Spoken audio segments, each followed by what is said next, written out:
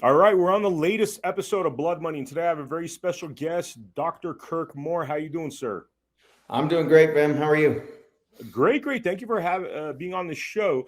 Real quickly for the viewers, I want to mention that we've actually done an episode with Dr. Kirk Moore for a show that we're doing called Meet the Frontline Doctors. And the reason I mention that is because the goal of Meet the Frontline Doctors is to help the individual doctors to raise funds because they are our greatest spokespeople. I mean, there's only a few hundred doctors that stood up to the tyranny. Dr. Kirk Moore was one of them. As we will hear today, and as you can hear in the Meet the Frontline Doctors episode, which is available on America Happens and medicalfreedom.life, he's paid a heavy price for really trying to save lives and not trying to harm people, do no harm, which is part of his Hippocratic oath.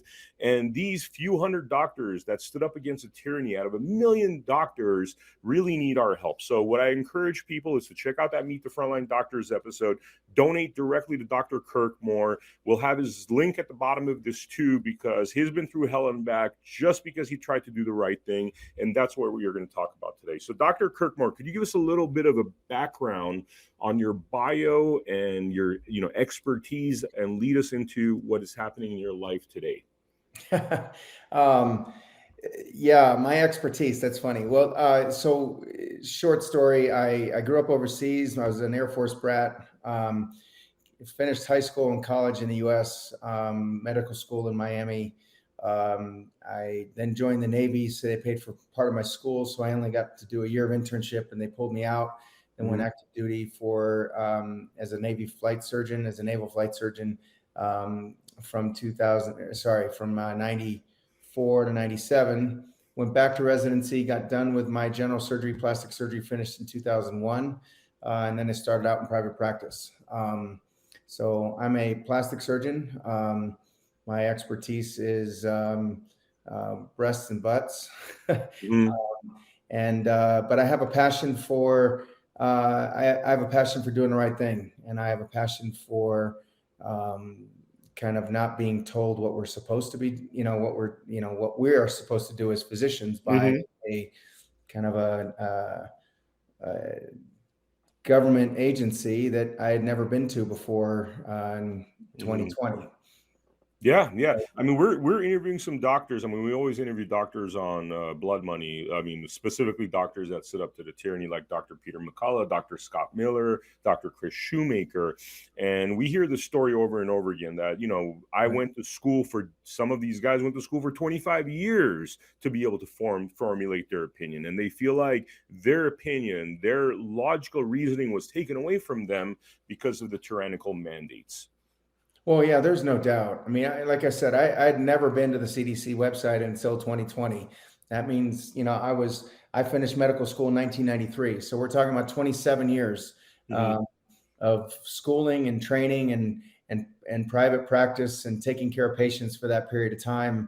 And all of a sudden we're supposed to kind of listen to anything and everything that comes out of out of an administrative kind of bureaucratic website and told how to practice medicine. Most of those people that are telling you what to do have never even seen a patient. And they're dictating what it is that we're supposed to do, when we're supposed to do it, and what we're allowed to do, what medications we can use, what medications we can't use. And they go even further than that. They actually take them off the market. So, they bought up all of the ivermectin supplies. They bought up all the hydroxychloroquine supplies, and then they wouldn't distribute it to people. I mean, that's never happened in the 27 years or 27 plus the 4 years of medical school. So 31 years of schooling and training and stuff. That's never happened. So, all of a sudden I'm supposed to just listen to all these bureaucrats tell me how to take care of my patients. And just like anybody else, it really kind of put a feather in not a feather, but it put a crook in my craw for not doing that. Yeah. I mean, we're interviewing somebody just recently, actually, and they're talking about how the CDC throughout the years was corrupted. There was specific kind of individuals put into that organization. They're talking about how the feds, the FBI, starting in 2009, was corrupted, that it became politicized, and hence, this whole tyranny that we're experiencing was, I mean, a long-term plan. I mean, the people who did this really were not thinking in the idea of like months. They're really thinking in decades. I mean, they've been planning this for a while, it seems like. Do you agree that this corruption has been a long time coming, decades in the making? Oh, there's no doubt. I mean, when you have an organization like the FDA, where every previous commissioner of the FDA leaves the FDA and then goes into industry and becomes a board member of a pharmaceutical company, that's the definition of corruption, is it not? They're not being brought into that organization to make a whole bunch of money as a board member of a pharmaceutical agency if they haven't done something in return for that. So Yeah. there's no way. Yeah, yeah. Do you think that there is, I mean, this is as bad as it gets in terms of the tyranny. I mean, they've taken the power away from doctors. Do you think there's actually a cure to this situation? You think it's going to get any better, or is it going to get much worse until we turn the corner? Or are we going to turn the corner? I guess that's a three-part multiple choice question. All of the above. No, I look, I don't have a crystal ball. I tell my patients this all the time. I don't know what's going to happen. I will say that the level of corruption and the public outrage that we're seeing is as at a level that I've never seen before. The amount of faith that we have in these organizations is at an all-time low. Just the COVID vaccine alone and what it's done for the public trust in the rest of the vaccine protocol and the rest of the vaccine program. There was a study done in Iowa that was done, I think, in late 21 or early 22, that said, hey, given everything that you know now, what do you put the trust in the CDC in terms of even the children's vaccine program? And that number used to be 10, 15 years ago, it used to be about 10% of people, 9 or 10% of people didn't trust the FDA. That number was in excess of 30% just in that 18 months, 2 years time frame. So, Well, so it's really put a real, as far as trust in the government agencies that the public has. I don't know what physicians think, but more and more people that I see are coming out and talking out about it. And we see it every day. I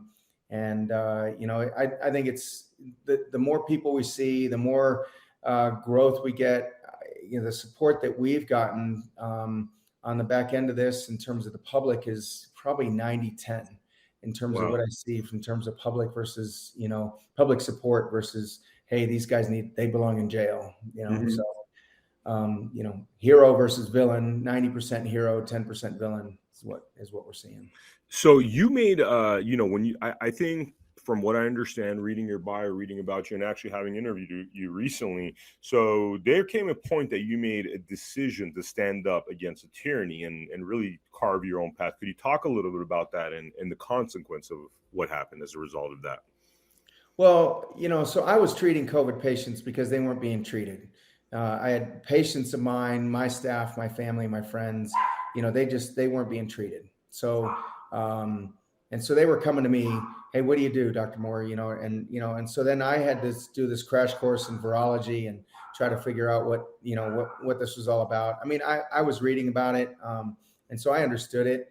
And so I started, kind of looking out, hey, this is where we are. So I started treating people, and then you start, it's not available anymore. Well, what do you mean it's not available? Well, the medications are gone. You can't use them. And then you start hearing, well, nothing's going to get back to normal until we have a vaccine.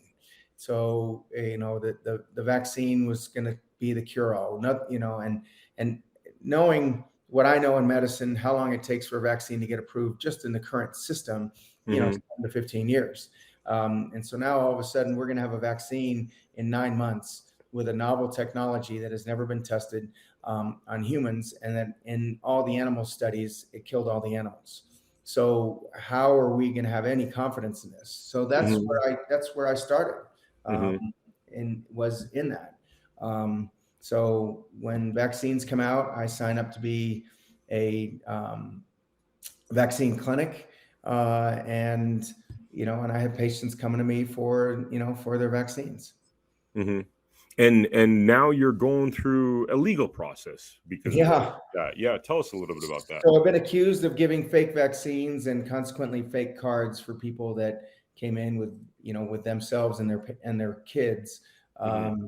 And so that, I'm in a position right now that it's legal. I'm in the middle of the legal case, so I can't really say much about it, but that's what I've been accused of. I've also been accused of taking money. And I took no money. I did all of this absolutely, out of pocket, no, didn't get paid. And even for the COVID patients, I treated everybody for free. And I asked for people to donate to if they wanted to, kind of contribute to donate to a nonprofit organization that was in helping health freedom and to change laws and to do all that. But we never took any money in the office. You didn't. Okay. Are you raising funds for your legal fight? So yeah, so I didn't. Well, one, we didn't expect this to happen, so it's not like I, put $1 million aside for a legal defense fund. Hmm. But yeah, so friends and family, when they saw what happened, set up a Give Send Go account for us.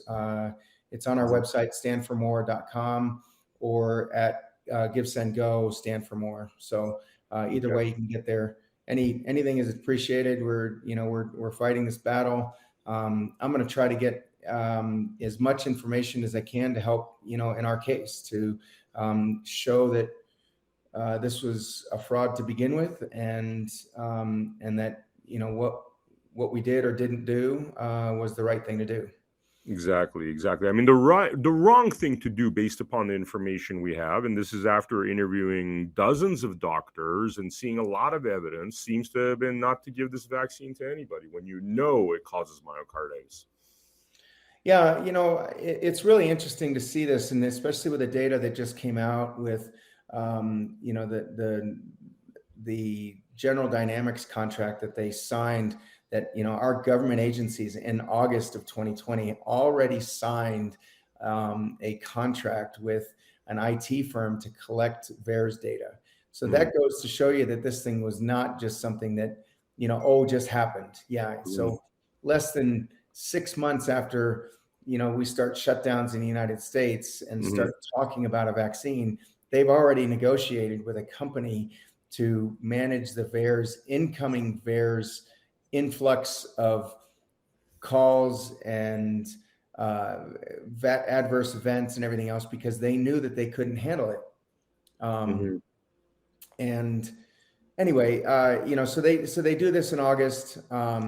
They plan on 1,000 a day, which was almost, it was a 8 or 9-fold increase in their typical daily calls or emails or submissions that they get to their VAERS system. They typically were getting, about 127 a day. And they were saying, well, and of those, about 5% of them were, this is historically, so this is prior to 2020. And about 5% of those were severe adverse events. So they tell General Dynamics to expect 1,000 a day instead of the 127, expect 1,000 a day, and expect 40% of those to be severe adverse events. So this is before these vaccines come into the mainstream. They already know that there's going to be adverse events. Well, they're contracting out with a company in August of 2020, before the studies were even done, before they were even conducted, to expect this kind of an increase. I mean, we just interviewed somebody that's a former Fed, right? He was in the FBI as a prosecutor, right? And he's like, there's something, organizations doing this to our country, having this overarching control. And he himself says he doesn't know who or what or who this group of people is. I mean, what is going on that people in the FBI or former feds, usually I used to walk up to these guys, ask them any question, get an answer. And they don't know now. I mean, that just boggles my mind. Yeah, there's so much going behind that we don't know about them. There's so much being hidden. It's just a huge bureaucratic just total disaster behind the scenes. Well, and that's what I was getting to. So during this whole, so after the launch of the vaccine, that was a Freudian slip there, by the way. At launch of the virus. I mean, yeah, launch of the virus. Yeah. So was it Freudian, or maybe it was, maybe it was both. So create the problem, and then here's the solution, right? But yeah, so after they launched the vaccine, within 5 days, they had already exceeded that 1,000 threshold, and it never went. Well, it went below that, for the next 2 days, and then it went above, and it peaked in the first month alone. It peaked at about 4,700 submissions in one day. Within a couple of months, General Dynamics came back to them and was asking for more money after they'd already been awarded $36.4 million for this contract. Okay. Wow. And in addition to that, during this time, when they're seeing that they're getting 40, 50, 60,000 submissions in a month, okay, when we used to get 40,000 in a year, they're getting all these submissions for all these events and for all these complications and everything else. And yet Fauci and Walensky and Joe Biden and everybody are out there on the media, and they're talking about, oh yeah, nothing to see here, nothing going on. In the meantime, behind this, well, you've got a green screen, but behind the mirrors here, they're standing out in front of the cameras like you and I are right now. But behind there, it's a 5-alarm fire. Okay. And, they don't know what to do with it. They got General Dynamics saying, we need more money. You need to add more to this list because you only gave us 6 or 7, possible complications. And we need, we need to go from a 6-figure list to a 7-figure list. We have now hired, we have now, instead of 4 people to manage this, we've now hired 80. Okay. 4 to 80, a 20-fold increase in staffing just to handle the incoming leads. And it's just, and yet they're out front saying safe and effective, safe and effective, safe and effective this whole time. And behind the scenes, a total disaster is happening, and they're hiding it. So they're lying to us day after day after day, and they still continue to lie to us. Rochelle Walensky is still on there saying no big deal. It's not happening. It's, everybody lies and nobody's held accountable. And that's the problem. When you don't hold people accountable for their lies, and you don't throw them in jail, and you don't have a consequence for what it is, this is what happens. You just can, oh, well, I got away with that, so I'm just going to keep saying it. Yeah, yeah. And then you have, are really the poison pushers. Then this is actually the words of Dr. Ben Marble. Ben Marble. He says you can't expect the poison pushers to punish themselves. Yeah, it's that old adage, the fox guarding the hen house, right? You can't, when you've gotten away with all of this for so long. And the thing about it is, we have let pharmaceutical companies with a profit motive run their own studies, present their own data to the staff at a federal agency that is majority funded by those same pharmaceutical companies to make decisions about whether to use this in the public. And on top of that, those doctors that are there are incentivized and paid money. Moderna paid the FDA or CDC, one of the agencies, NIH, I don't know, $400 and something million. It was on their profit and loss sheet when they when they presented at their last board meeting and shareholders meeting. $400 million to our federal agencies. And those people are expected to look out for us. Yeah. Again, it's just this. It's crazy, absolutely crazy. And the fact that people don't see it and are like, oh yeah, no big deal, it's just mind-boggling to me. Yeah. It's again, we were talking about this in this last interview, how people just do not care about their neighbors anymore. This is not a general statement. I'm sure a lot of people care about their neighbors, but people can't help noticing that there are odd things happening in our society. One example was there was some old lady in a house being tortured. You could hear her. Next door neighbors do nothing. The lady's murdered, you know? Another example I heard is this guy that used to run, started Cash App. He was stabbed in San Francisco. He's walking down the street bleeding, and people are just walking by him. They don't care, you know? Right. Like, what's happened to our society in general that people just don't seem to care? People don't seem to care. Tyranny's coming. It's just, you know, absolute callousness. What's going on? Yeah, I mean, it's a lack of humanity, and it's all up and down in our whole society right now. And you know, I'm not a Bible thumper, but it's, you know, when you take, and I'm not saying religion, but just faith in general, whether it's Buddha, Allah, God, Jesus, you know, whatever it is, you gotta believe in something, and you have to be brought up on certain foundational principles. And when you're not, then you know, this is what happens, in my opinion. Yeah, I mean, and you know, I can't help noticing, you know, I was on Instagram earlier, you know, you have Justin Trudeau of Canada flat out saying that Christianity is the biggest problem in Canada. Biggest problem in Canada is Christianity. Yeah. Well, you know, Christianity is the biggest thing right now. Masculinity is, you know, it is toxic. It's kind of like they're, you know, looking at anything and everything that we've had in the past that's been successful, and they're undermining it in the face of, you know, just kind of creating all of this, you know, turmoil, so that then they can come in and try to solve the problem, create the problem, come in and solve it. Yeah.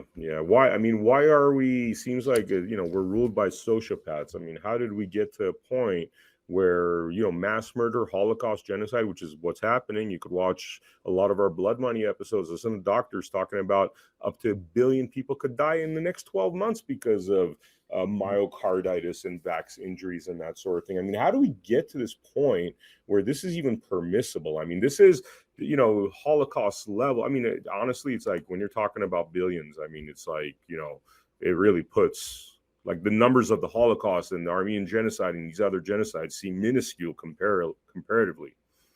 Oh yeah, there's you know, if those predictions turn out to be true, and the level of the level of genocide, if that's what, you know, what happens, is even close to some of these predictions, all of the people, the 120 million people or whatever that died in the 20th century, is going to be just completely overrun and pushed aside. There's some scientists that think that, you know, some people were saying that 90%, Dr. Cahill out of Ireland was saying that 90% of people were going to die within 2 years. And you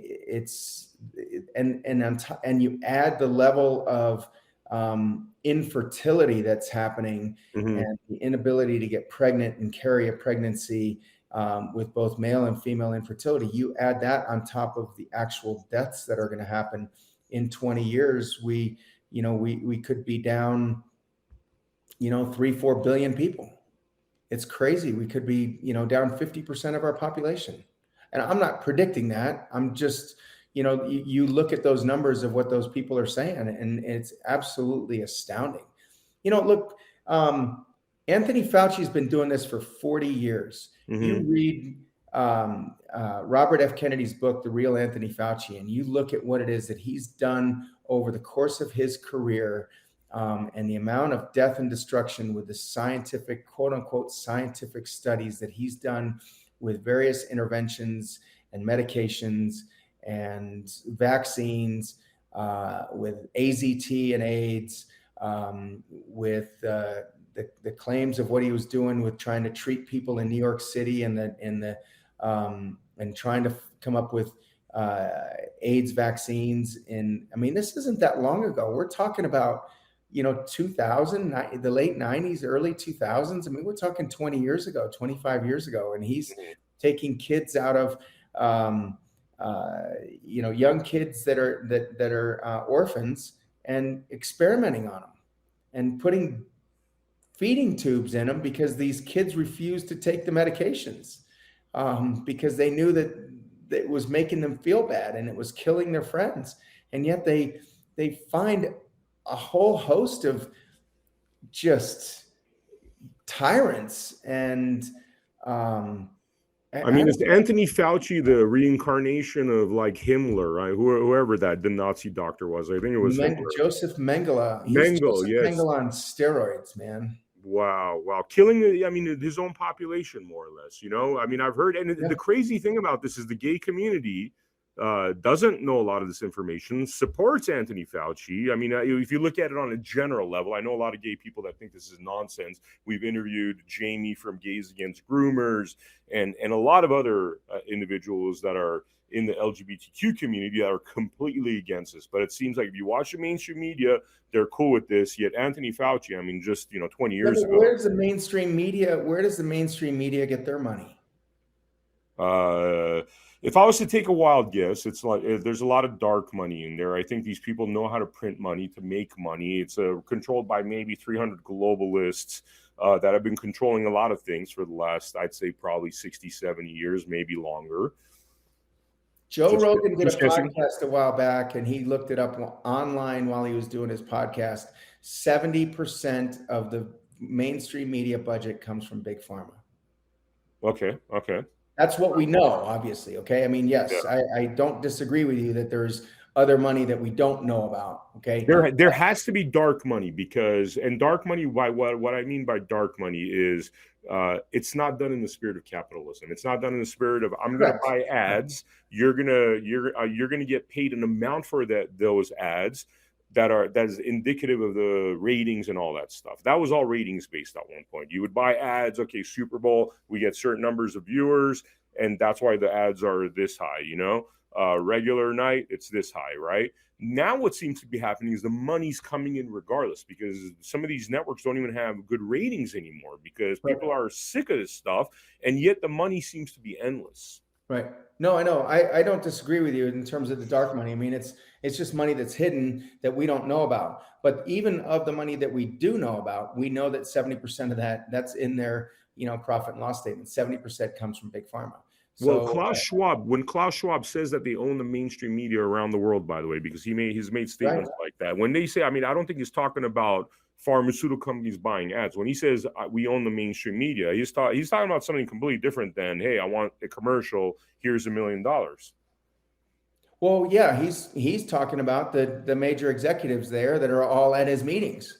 Mm-hmm. They all come to Davos and they all fly in there in their private jets with their unvaccinated pilots and attend his meetings and then talk about how the rest of us need to get vaccinated and how all of us need to take all these medications. Yeah, and they love prostitutes, by the way, just because whenever they go to Davos to prostitute, like literally they have to fly in like plane loads of prostitutes for that period of time, So they got the private jets, they got the good food, they got the prostitutes, it's a nice life up there for these elite, I guess. Right. I've heard the same thing. So I can't give you any personal knowledge on that, but I can tell you. And Davos, I'll tell you what, is in the middle of freaking nowhere. Yeah. In the middle of nowhere. Mm-hmm. So, I mean, it's a great ski resort, but it is just, you don't want to drive to it because it's hours from kind of the closest metropolitan city. I mean, there's no volcano that could coincidentally erupt at that time. I don't know. I mean, by Davos, but there's one of those volcanoes that falls out of the sky. One of those big ones with those, kind of like those big bombs, kind of dirty bombs. Yeah, they start up high. Wow. So good. No, I was going to say, we just got to get a big enough drone to carry it. Yeah. Seriously, man. Seriously. It's ridiculous what these people are doing to the world. Literally enslaving us, destroying our kids' futures. I mean, it's just madness, Just doing this show is like, I don't even know. It's like depressing just thinking about it because every day it's like bad news about the tyranny that's coming. Now, tell me about this whole legal process and how they came after you. Do you feel, I mean, they're targeting you, right? Do you feel like they're really coming after you to make an example, just like they've done with a lot of the doctors that we've interviewed on the show, Meet the Frontline Doctors? Well, there's no doubt. They're looking at me as an example. And just like in anything else, they're targeting all these other docs to keep them from practicing and trying to go after their licenses and go after their board certifications. Now they've got somebody who, quote unquote, defrauded the government by, allegedly throwing the vaccines away. And And so now they look at me and they say, we're going to use him as an example so that nobody else would ever think about doing this, because now if we can string this guy up by his toes, throw him in jail for 15 years, take away his livelihood, take him away from his family, then it's going to be an example for everybody else to not do this. Does this cause you a lot of stress, or have you found a way to deal with it? I've found a way to deal with it. I have great support from friends and family. I have no regrets. I did what I felt was the right thing to do. I abided by my, as you mentioned earlier, Bram, I abided by my Hippocratic oath. The American Medical Association says that in conflict with the legal system, a doctor has to uphold his own moral and ethical codes. The emergency use authorization calls for informed consent and no coercion. We didn't do any of those. We still don't know what's in the vaccines. We still have zero data on what the ingredients are in the Moderna shot, the Pfizer shot, the J&J shot, the AstraZeneca shot, you name it. We still don't have a list of ingredients.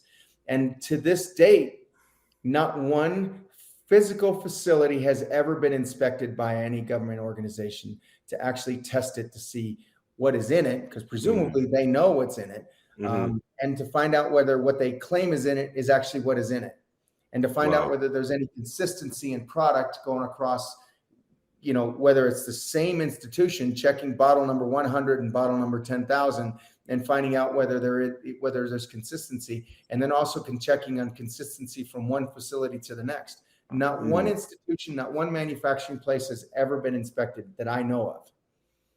That is just absolute madness. Let me ask you this. This is a question, based upon my ignorance on the topic. So I would assume that if I wanted to find out what was in the vaccine, I could just go buy one, take it to a lab, break it down, and see what's in there. But why is that not being done? Is that purely based on my ignorance on the topic, that it's not possible? Well, one, they're not going to give it to you. Two, they're only available through the facilities that actually provide them, and I doubt that pediatrics office or a family practice office is just going to give you a vial of it and do it. And then three, I don't know how many facilities actually have the capacity to be able to analyze a product that's not very common. It's actually never been used in humans before, the liquid nanoparticle that's out there. So it's not an easy kind of biochemistry experiment. It's not like you can just take this thing through a gas chromatographer and dump it in there and have it come up and spit out an example for you. You have to have the technology to be able to look at what could potentially be in there and then evaluate it. To some degree, I think Ryan Cole has done that, and he'd be a great person to talk to. Ryan Cole, yeah. So your case has now been postponed till November. So is that, I know it was at an earlier time this year, but is that actually going to work to your benefit, that there's more information coming out, and at the end of it, you really look like the German that decided not to turn on the tap to the gas chamber? Is that where this is all going? So, again, my personal bias is that yes, the longer this goes, the more information comes out. They're not going to be able to hide this forever. They're going to continue to try.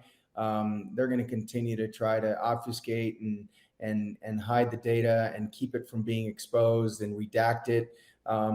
And just can I just keep kicking the can down the road? They've been kicking the can down the road on almost everything in our society for the last 50 years. And that's just, and they're going to keep doing that here. If Fauci dies as an old man without ever having been convicted, then, it's a gain for, it's a win for him. He dies with all that money that he made and all the profits that he got from approving a product that he had a personal stake in to provide to the rest of humanity. So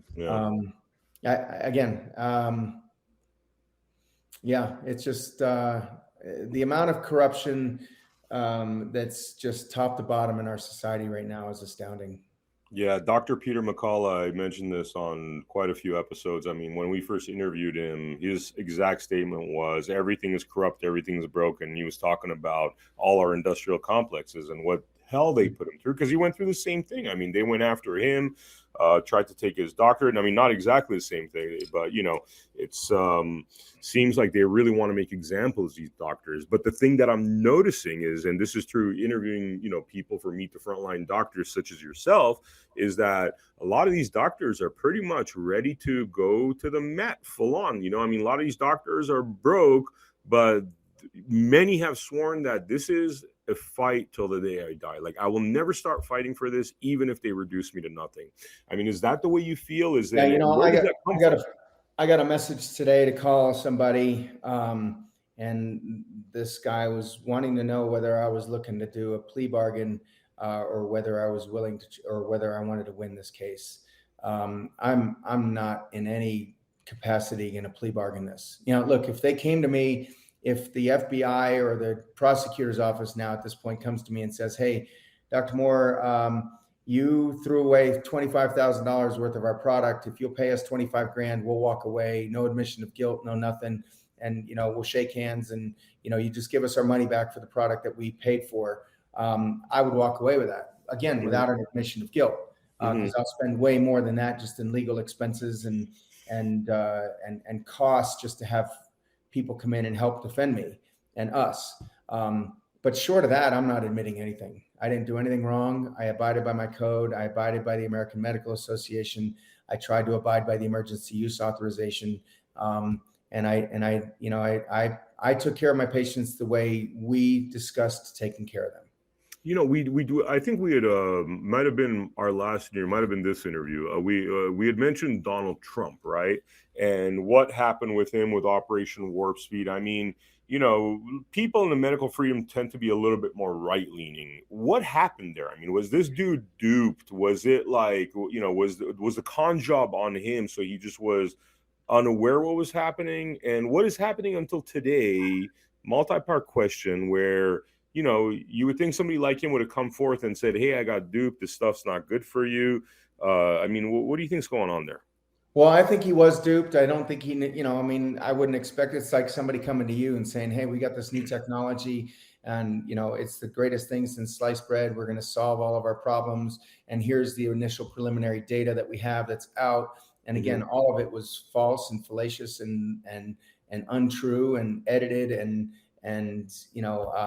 all of the complications were kind of pulled out of it. So it made it look really good to him. And he's probably like, "Hey, that sounds like a great idea. Let's do it."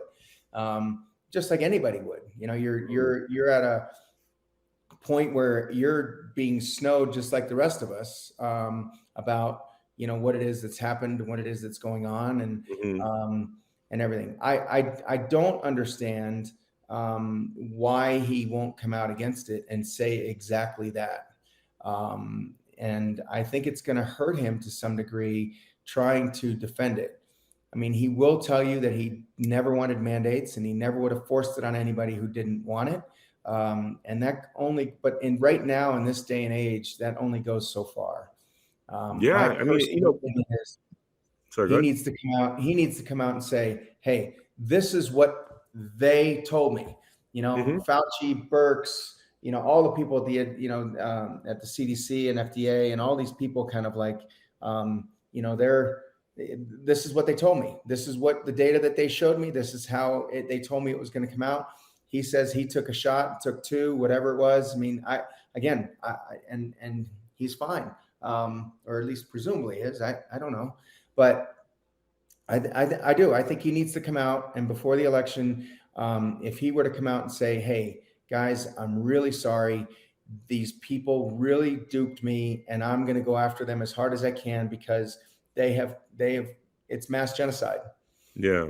I mean, they're going after him as hard as they can. So it's almost, they are terrified that he is, they don't have the control mechanisms over him as they would perhaps with a Biden, a Fauci, these people that were willing to just close their eyes to mass murder. I mean, you would think he is the loose cannon out of the bunch because he is unpredictable.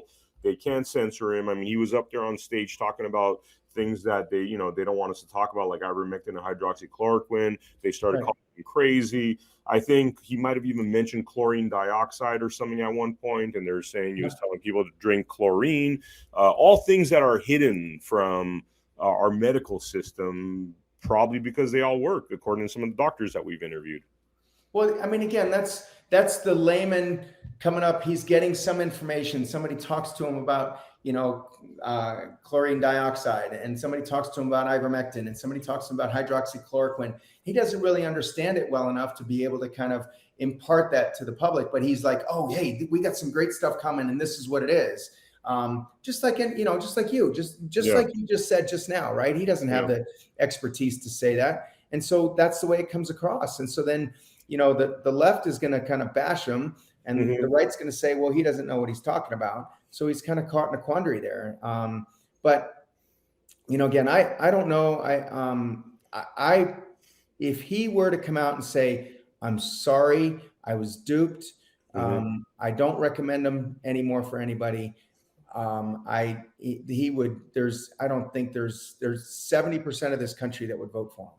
Yeah, totally. There's just no doubt to me. Now we might still lose the election, even with 70% of the people that vote for him. But that's another story. Yeah, with the machines and all that. It just totally off the topic. This is a non-Dr. Todd, question, but somebody had suggested that RFK and Donald Trump, RFK Jr. and Donald Trump run together, with RFK Jr. being his VP. I know he's talking about running for the Democratic Party nomination. I tend to think that they will do everything in their power to prevent him and do like a Bernie Sanders on him, and that opens the door for this great ticket with a Republican Democrat, but a Democrat that actually knows where all the bodies are buried and could do a lot of good for our country. I mean, what do you think? Yeah, I used to think that Trump DeSantis ticket was going to be the winning ticket. I honestly don't know. I think Trump, I've heard Tulsi Gabbard's name tossed around. I've also heard RFK's name. He's going to run as a Democrat. My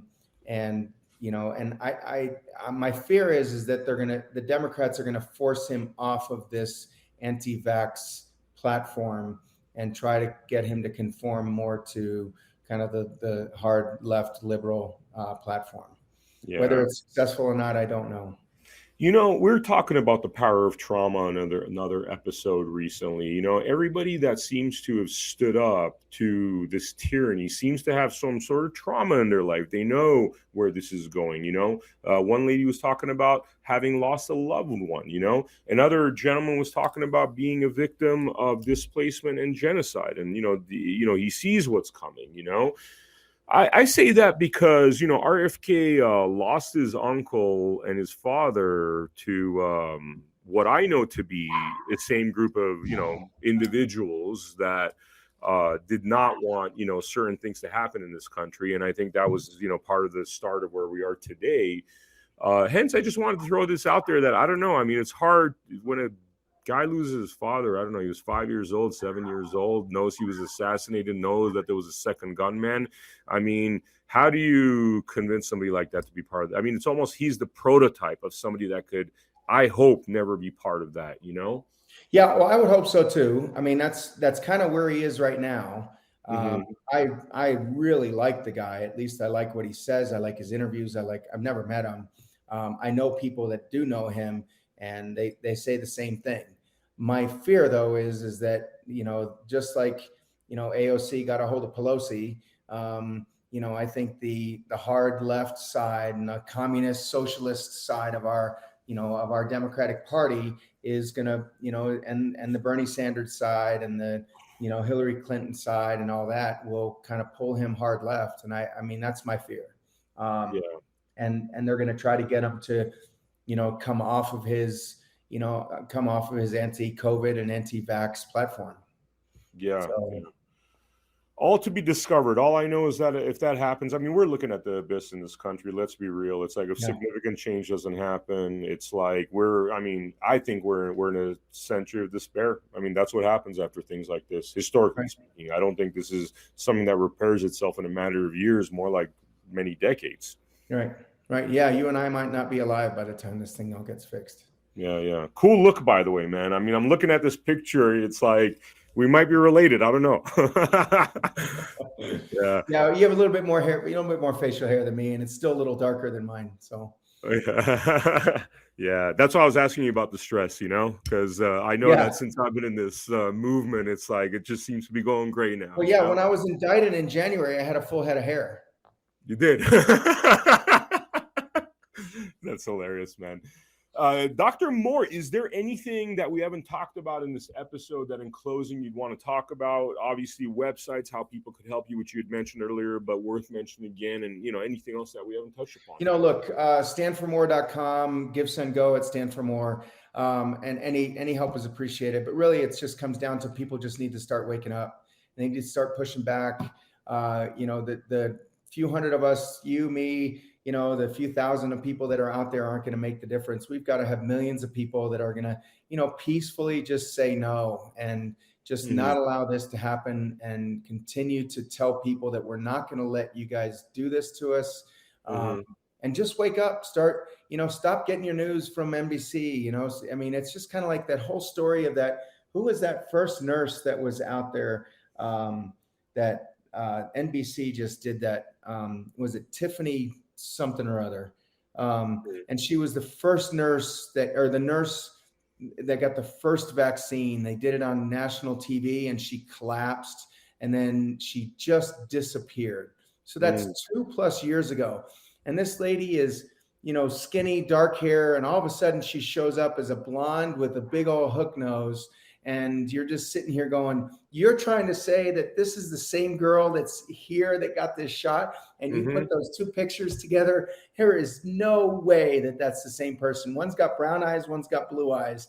I mean, yeah, contacts can do a lot of things, but they talk about the color of their eyes. People that have contacts in to change their color of their eyes don't talk about their blue eyes. They just, they just don't mention it. But it's, again, just realize that everything that we see is a lie. Everything that you see is a lie. And until you can prove that it's not, it's a lie. That's the way I get through life, on a daily basis now. If I hear something, it's a lie, and if I can prove otherwise, then perfect. Otherwise, it's still a lie.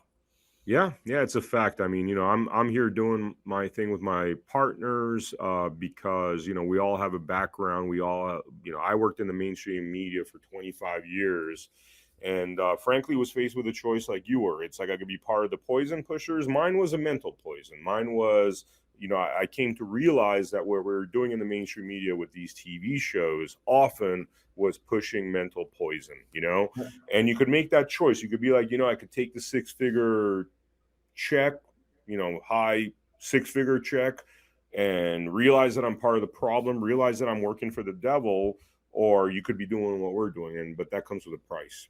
Yeah, it does. I mean, you're not making as much money as you could. I'm not making as much money as I could. I'm actually spending way more money than what I have. And, like I said, I didn't put aside $2 million for a rainy day legal defense fund. And, it is what it is. But I, knowing where I'm at now, and if you'd have told me 2 years ago, hey, this is where you're going to end up if you go down this road, I wouldn't have changed a thing. I saved potentially dozens of lives. I saved hundreds of people from having complications. That essentially in those numbers that I started out with, if they're saying 40% of people that are going to be calling are calling with severe adverse events, and those numbers are small compared to what actually is out there. And there's studies showing that we're only seeing 1 to 10% of it. So let's just say we see 10%. And let's just say that 10% is 4,000 people a day that are calling in. That's 40% that's 40,000 people that are actually been injured. And if you're taking 40,000 people and now you're saying that 40% of those are severe adverse events, just think about that. So what's 40%? So you take my 2,000 and you multiply that by 10. So that's 20,000. And you take 40% of that. It's crazy, so the numbers are astounding, and it's just outrageous what we are going to tolerate and what we don't hold people accountable for.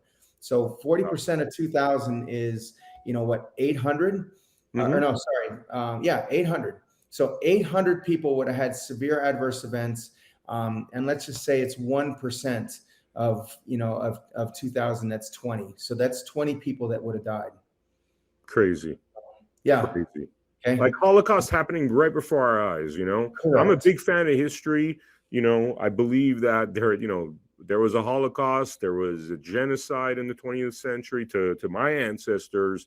But the blindness today, you Right. know, it's like you read these stories about how masses of people allowed this to happen Right. throughout history.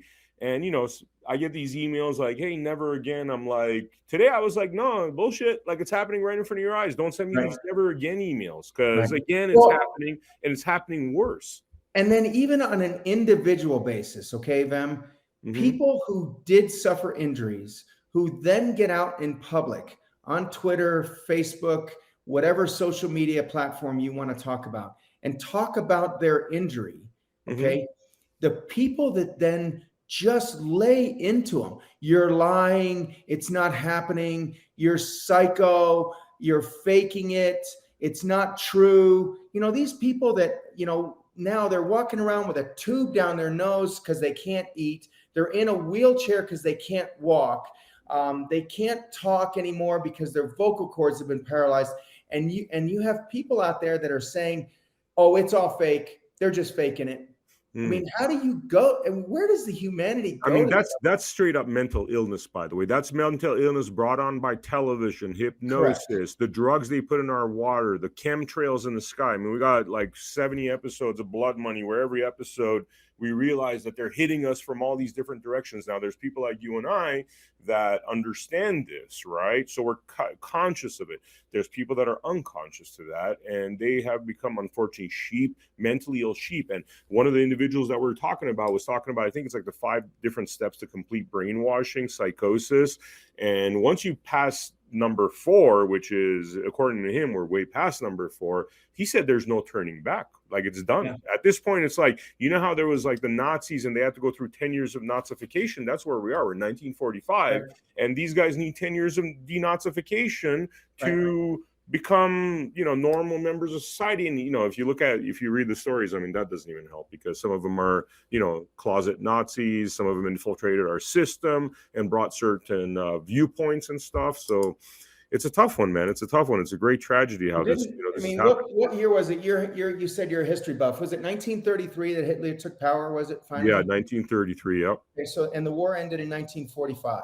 Yep. So, and there was probably some awakening prior to that, 43, 44, probably some pushback, and everything else. There was awakening like back in 36, 37 with some, but you know, you see like good picture, you know, picture of the Nazis. Well, those are people like you and me. Yeah. Those are people like you and me. Yeah. But it really wasn't like a mass awakening until, you know, almost 10 years later, or more than 10 years later. Exactly. And, you know, and it took the Nuremberg trials in 47, you know, and that took another 2 years. And there's still some people that didn't believe that it happened. Yeah. So it's, you know, you're talking 15 years. You're talking almost a generation. And here in this case, and they didn't have any, you know, product floating around in their body that was going to kill them internally, you know, and then unless you do some biochemistry studies and some histopathology studies on their tissues, you know, they die from a blood clot or a heart attack or a stroke or something. You're like, oh, yeah, well, they just died from a heart attack. Well, you know, 6 years ago, they got 2 shots of Moderna. Okay. And, you know, and they wouldn't have died at 56 if they hadn't gotten that shot, because they would have lived another 20 years. I mean, just since 2020, we've lowered our life expectancy from the high 70s to the mid 70s. We've lost 2 years of life expectancy. Yeah. You know? Which is exactly what they want. I mean, you look at the writing on the walls with Canada basically offering euthanasia to people. I mean, they just seem like they want you to work till 64, collect your taxes, and then die. Right. Yeah. Well, yeah, maybe it is a financial thing. Maybe that way we've collected all of your Social Security taxes, and now we don't have to pay any of them out, so we can use that money somewhere else. Crazy.